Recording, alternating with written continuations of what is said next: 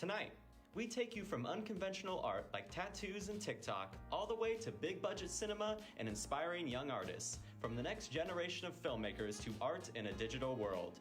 Stay tuned because we're here to give you the scoop on the next big thing in visual art. Whether it's a comedy sketch or a digital photographer, we've got it all covered on tonight's episode. All that and more on tonight's edition of Trojan Vision's one and only entertainment news show, The Scoop.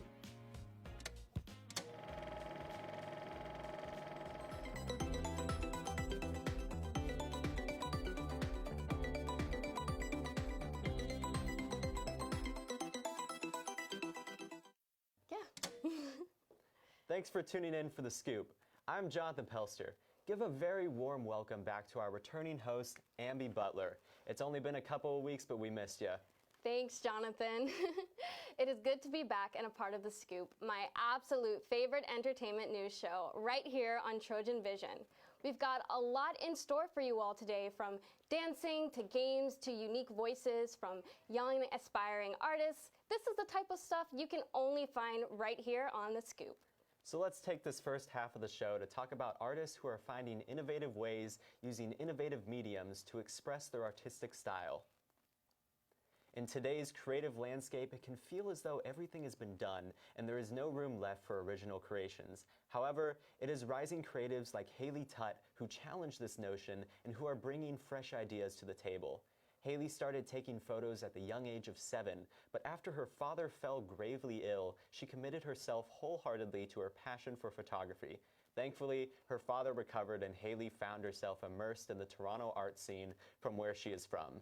At the young age of 21, Haley's stunning work redefines what is visually possible in the new digital age. Haley's following is quickly growing as her work becomes more recognized for its vibrant and distinctive style. Her TikTok account has been active for a little over a year, and in that time, she has grown her following to nearly 1 million subscribers. Many find her work incredibly engaging due to her ability to create not only beautiful photographs, but also dynamic short videos. While Haley's success is quickly increasing, she is continuously sharing her secrets with her devoted fans. Haley posts short how-to videos on her TikTok and Instagram to allow her followers to see and understand how she achieves her creative feats. Many of her creations are achieved by using only an iPhone and cool editing tricks. Her ability to produce heightened work with only her phone drives home the idea that anyone is capable of greatness, regardless of the materials accessible to them. Haley Tutt is one of today's most talented rising artists who is inspiring young creatives across the world that they are capable of anything and that their ambitions are unique and worth pursuing. Yeah, I gotta say, I love the lighting and VFX of her projects. That's great. And the fact that she started when she was 7, that's crazy. Yeah, and it's interesting to see how more and more people are starting to use TikTok to express themselves creatively versus like YouTube or what used to be Vine. Mm-hmm. You know, I still don't have a TikTok. But, you should definitely get one. I know, I'm sorry. On the topic of inspiring artists close to home, let's take a look at someone who utilized an unexpected platform to find success. Have you ever looked on Pinterest and seen post after post of stunning graphic art and inspiring messages? If you have probably seen the art of Keely Reyes.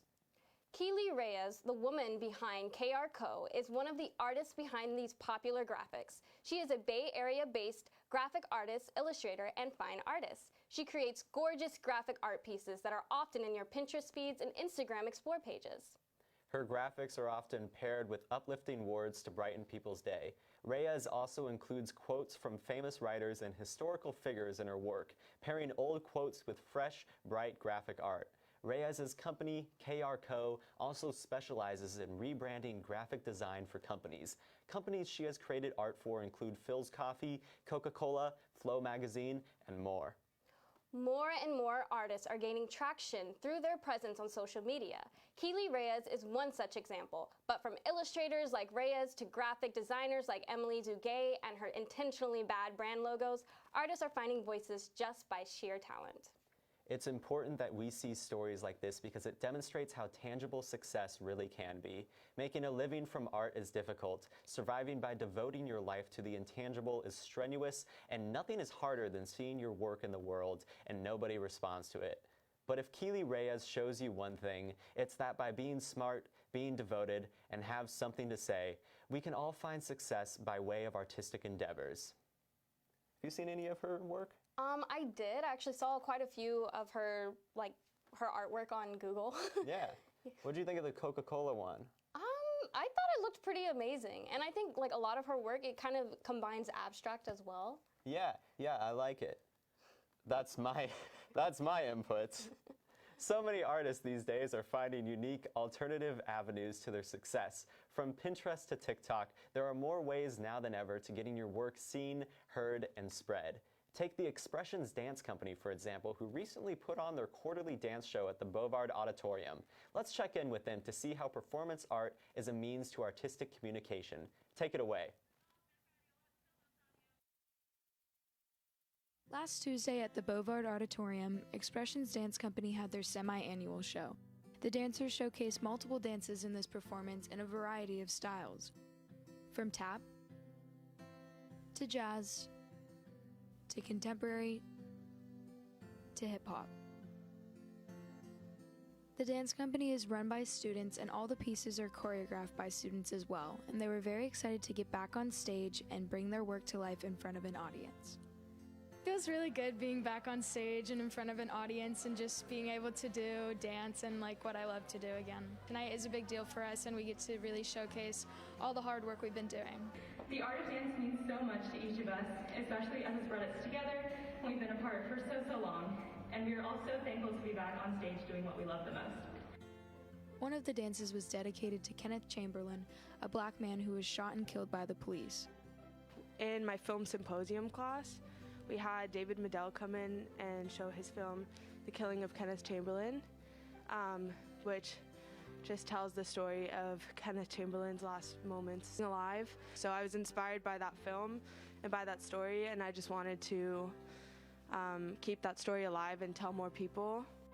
A lot of the times we have the dancers with their hands on their ears, which is just to portray the fact that he had hearing aids and that every time they would bang on his door, it would hurt his ears. So we had that moment, as well as banging motions. A lot of the time the dancers go like this, or they're banging physically on the floor to represent that. And then we have one dancer in a white dress to represent Kenneth, and the rest of them are representing the police in that situation.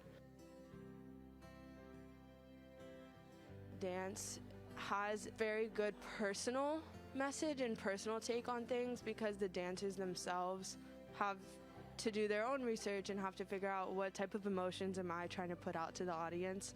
The piece shows how a choreographer can use dance as a powerful visual medium to tell a story and spread awareness about it. It's hard with a story like this, I feel like, because you really can't tell his story in a 2-minute dance, but it's beautiful and it's a beautiful way to put it out there. I just want people to learn and to want to know more about him and his story and spread it to others as well. So there's just a lot that people need to know about him, and that's what I'm going to do with this piece.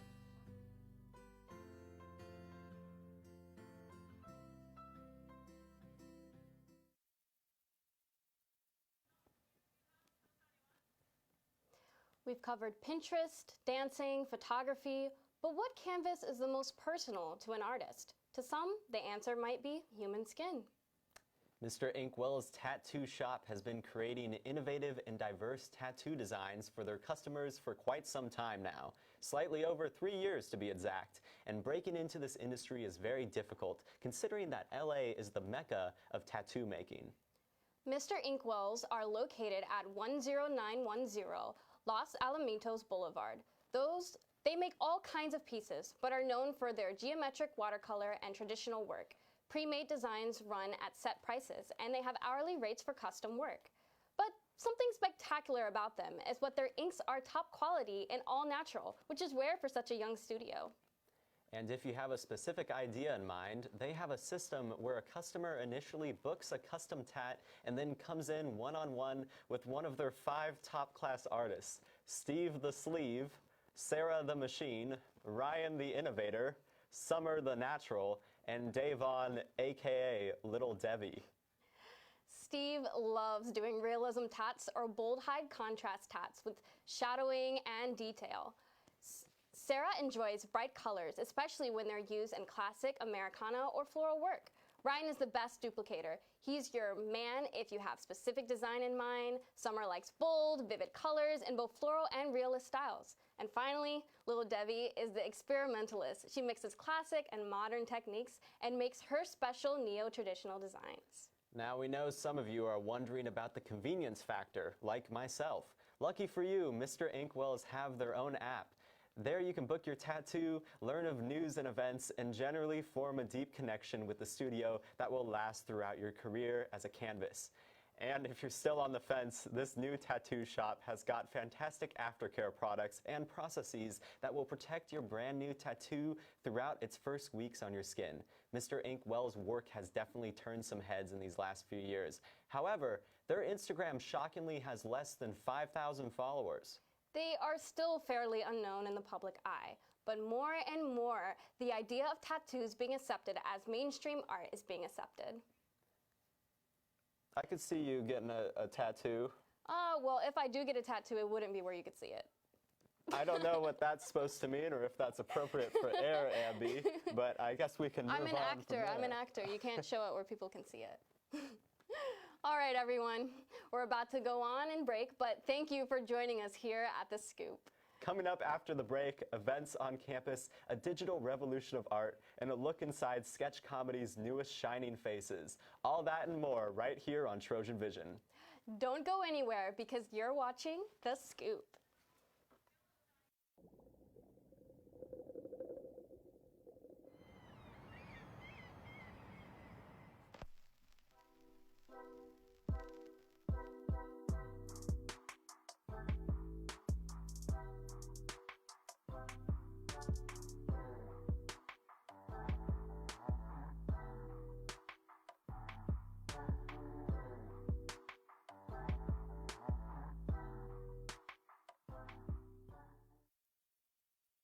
Public service announcement from the United States government. There may be goblins hiding in your house. If your home security isn't good enough, goblins could get into your house so they can find easy, accessible food. Do you really want goblin ectoplasm all over your beautiful home? What about the new sheets you just got? Better be careful. Studies have shown that if you have a goblin infestation in your house, you should round all of them up, put them in a pot, and bake them in the oven at 400 degrees. You love Uber Eats, the #1 app for getting your favorite local and chain foods delivered right to your door. Uber Eats is proud to present Uber Feeds. We want to go all the way for our customers, which is why we will have Uber Feeds delivery drivers literally feed your meal to you. Safety is our #1 priority, which is why every driver is vaccinated. Better yet, download now and get a delivery and feeding absolutely free. Uber Feeds, stuffed in more ways than one. Feeling overwhelmed by school? Homework assignments keep piling up? Crippled by existential despair? Caffeine not cutting it? Well, then I have a solution for you. Procrastination. Wow, so how does it work?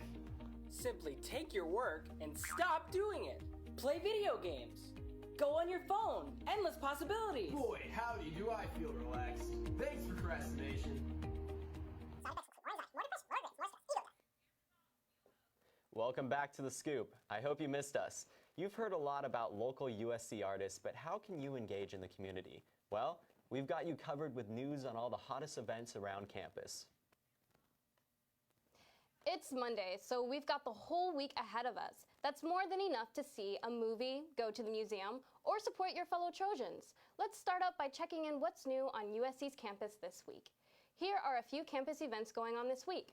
On Monday, November 15th, today, check out a live online webinar screening of the masterful documentary, The First Wave, which explores our world in the wake of the COVID-19 pandemic. Followed by a Q&A with filmmaker Matthew Heineman, explore how healthcare, society, and our way of living changed after the pandemic.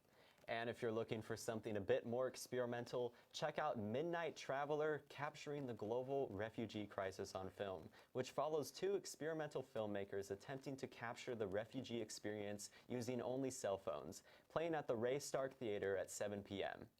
On Tuesday, November 16th, check out a double feature in the Robert Zemeckis IMAX Theater of independent documentary film Found and independent thriller film What Lies Below. Both are followed by conversations with the filmmakers, and both will be an exciting and informative way to spend your afternoon. And on the 18th, see if you can snag a ticket to the exclusive screenings of Marvel's The Eternals, followed by a Q&A with Oscar-winning director Chloe Zhao. That will be an exciting event for sure.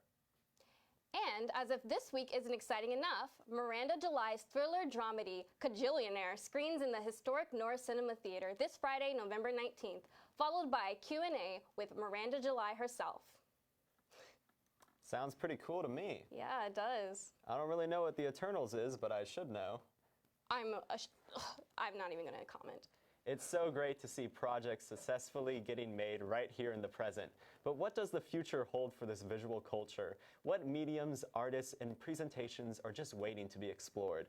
Let's check out USC's new media division to learn more about this.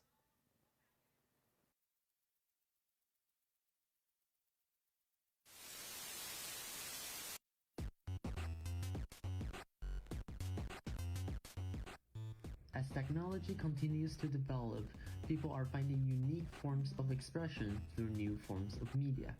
Today, we take you into exploring the use of new visual media forms from current USC students and have a peek at the future of visual culture. To discover more about new media at USC, we spoke with Carlos Maglio, who uses Bitsy, an 80s aesthetic pixel game making tool, to create video games. So I do a lot of art. As much as I am a psychology major, I'm much more passionate about art. This has helped me make an art that I can share really widespread. So my games have been played 5,000 plus times, and it's really nice creating an artwork that can be appreciated by so many people. I get so many nice comments about it. Carlo recently led a workshop where he taught others how they can use Bitsy to convey their artistic message to the players. Despite being a psychology major, Carlo pursued his passion in art and design by creating games through the digital media form. While the modern-day media forms has the capability of creating aesthetic visual representations, it can also be integrated in physical activities. Take Escape SC as an example, which has also been exploring using new forms of media through their recent event Goldgrub, a virtual scavenger hunt centered around monsters approaching campus. We spoke with Joshua and Angie, creators of the event. Josh had the initial idea of ghost kitchens. One of the things that we naturally came upon was the idea of creating an app so that it would feel as if you were part of a delivery service. We looked at a bunch of different scavenger hunt platforms, but then we ended up doing it all on Wix. Designed our website all towards mobile. You're collaborating with your friends, sort of a balance of just technology and physical implementations of our scavenger hunt. At the event, we also caught up with the event runner, Benzini. So I think it takes both the positives of being able to use your phone and go around this experience with your group of friends. You're kind of thrown into this world of ghosts that live on campus that you can interact with just on your own using this digital component. It makes it feel a little more real and not just a virtual experience.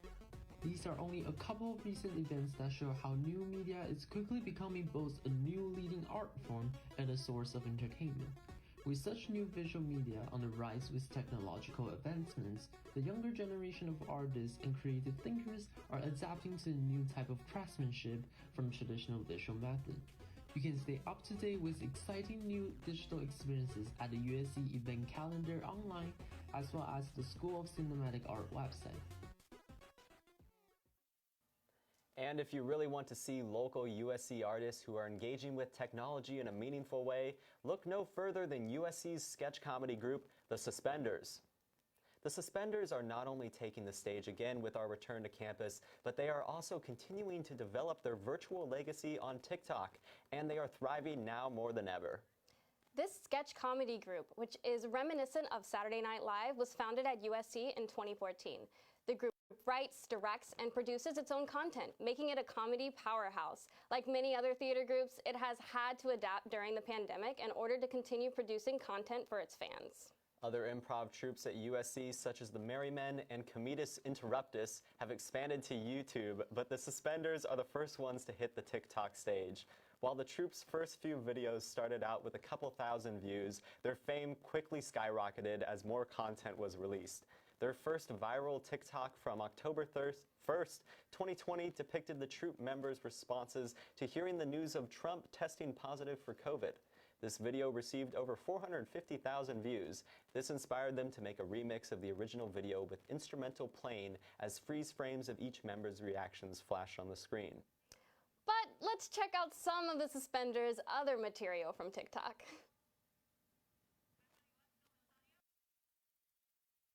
Lights up on Washington Heights up at the break of Oye, que paso, blackout, blackout, vino el apagón, idea. Piragua, Piragua. So sweet and nice, Piragua. Guys, don't worry, it's okay. My grandmother is Dominican. This is so wrong, and why am I just in the ensemble? Shh, respect the leads. Aloha! Get in! What a radical day it's turning out to be. I like your shirt. Is it Billabong? I wear Billabong. Because I surf. Did you know that I surf? Oh, you did? You did? Tubular. So friendly. You must be Hawaiian, the motherland.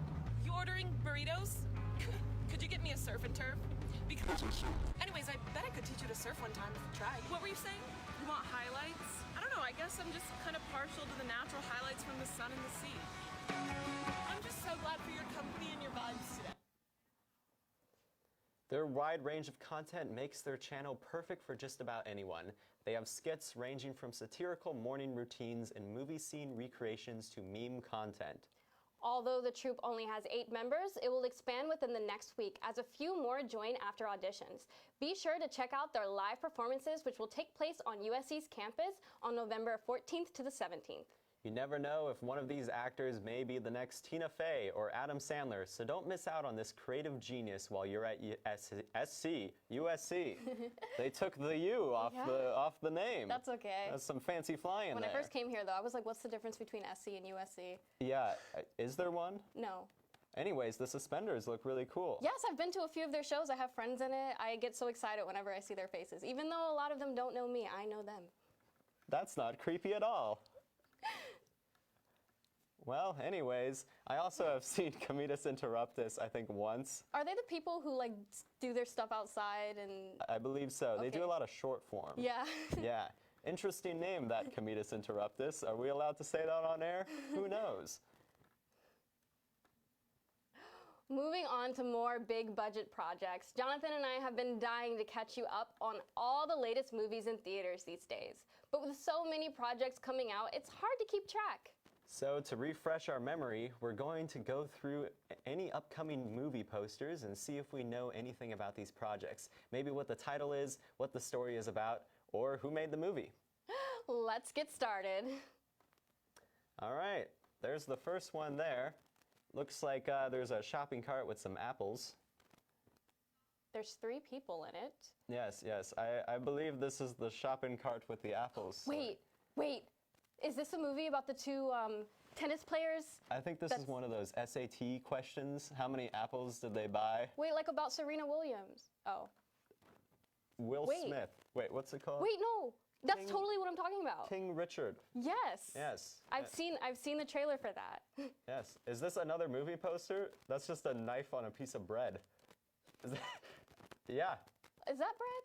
Yeah, I don't know, it kind of looks like a person. Yeah. Like a king kind of laying sideways and then his head is like next to the knife. Yeah, I believe it follows the storyline of a serial killer who wanted to make money. Or be a king. Yeah, that's how he made his bread on the knife. Oh, the tragedy of, the Scottish play. We're not allowed to say that on stage. Are we? Does that apply to screen? I don't know. This is just Ghostbusters, isn't it? Yep. Oh. Yep, we got one of the APs nodding. I just nailed that right off the bat. Nice. Yeah, they had to put that in. Some people never learn, like myself. A guy is shooting out of a rocket. Yeah, that's got to be Jackass. Am I allowed to say that? I don't know. Yep, I am. How are you so good at this? I don't know. Oh, that's very I dark. really shouldn't be. Yeah, that's oh, that kind of helped. That gives me Van Gogh vibes for some reason. Yeah, he looks like a detective who, for some reason, has to conceal his identity. Like Like Mustache Man. Yeah. Yeah. There's a detective guy, right? Yes. That we grew up watching or reading. Probably at some point. Oh. Nightmare Alley. We were close. No. We were close. We were not. It is nightmare inducing, I guess. That just looks like James Belinsky. I don't know if you know him. Just kind of looks like him. A guy sitting on another guy. Is that another guy? It could be a kid. Could be. Babysitting. Yeah. Yeah, I could see babysitting. Or, honey, I sat on the kid again. Come on, come on. Well, you know. Don't really know how you can get a person to come on when you're sitting on them. Sure. Moving on. That we can barely even see. It looks like Nicole Kidman is in there and Javier Bardem. It looks like they're sitting at a cafe with the quote, I love. I agree. Yeah, I believe that's I love cafes. Being coming the to Prime Ricardos. Video. Yeah. That looks like maybe a Disney movie.